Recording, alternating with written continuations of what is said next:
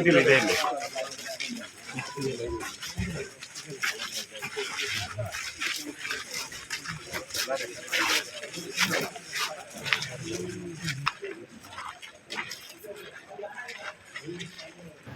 ನಮ್ಮ ತುಂಗನಗರ ಠಾಣಾ ವ್ಯಾಪ್ತಿಯಲ್ಲಿ ಬರುವ ಸುಳೆಬೈಲು ಅನ್ನೋ ಒಂದು ಜಾಗದಲ್ಲಿ ಇವತ್ತು ರಾತ್ರಿ ಒಬ್ಬ ಹುಡುಗನ ಕೊಲೆಯಾಗಿದೆ. ಈ ಒಬ್ಬ ಅಪ್ರಾಪ್ತ ಹುಡುಗ ಮತ್ತು ಅವನ ಫ್ರೆಂಡ್ಸ್ ಎಲ್ಲರೂ ಒಂದೇ ಹಳ್ಳಿಯವರು, ಎಲ್ಲ ಒಟ್ಟಿಗೆ ಬೆಳೆದವರು.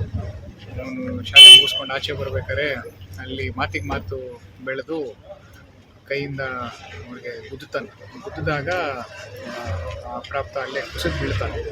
ಅವನ್ನ ಆಸ್ಪತ್ರೆಗೆ ಕರ್ಕೊಂಡು ಹೋಗೋಷ್ಟೊತ್ತಿಗೆ ಡೆತ್ ಆಗಿದೆ ಅಂತ ಗೊತ್ತಾಗುತ್ತೆ.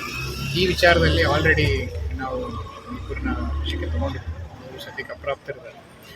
ಅವ್ರ ಜೊತೆ ವಿಚಾರಣೆ ಮಾಡಿ ಬೇರೆ ಯಾರಾದರೂ ಇದ್ದಾರಾ ಅಂತ ಅದನ್ನು ಕೂಡ ನಾವು ಇನ್ಫಾರ್ಮೇಷನ್ನ ತೊಗೊತಾ ಇದ್ದೀವಿ. ಅಲ್ಲಿಗೆ ಕರ್ಕೊಂಬಂದವರ ಕರ್ಕೊಂಬಂದಿದ್ದವನು ಐ ವಿಟ್ನೆಸ್ ಇದ್ದಾರೆ, ಅವನು ಕೂಡ ಅಪ್ರಾಪ್ತನೇ. ಇಬ್ಬರು ಅಪ್ರಾಪ್ತರೇ ಇದ್ದಾರೆ ಇಲ್ಲಿ ಯಾರು ಕರ್ಕೊಂಬಂದಿದ್ರು ಹಾಸ್ಪಿಟ್ಲಿಗೆ. ಅವ್ರ ಕಡೆಯಿಂದ ನಾವು ಡೀಟೇಲ್ಸ್ ನೋಡ್ತಾ ಇದ್ದೀವಿ. ಅತಿ ಶೀಘ್ರದಲ್ಲೇ ಎಲ್ಲರೂ ನಾವು ಬಂದ ಮಾಡ್ತೀವಿ. ರೀಸನ್ಸ್ ಮೋಟಿವ್ ಅದು ಅವರು ಕ್ಷುಲ್ಲಕ ಕಾರಣಕ್ಕೆ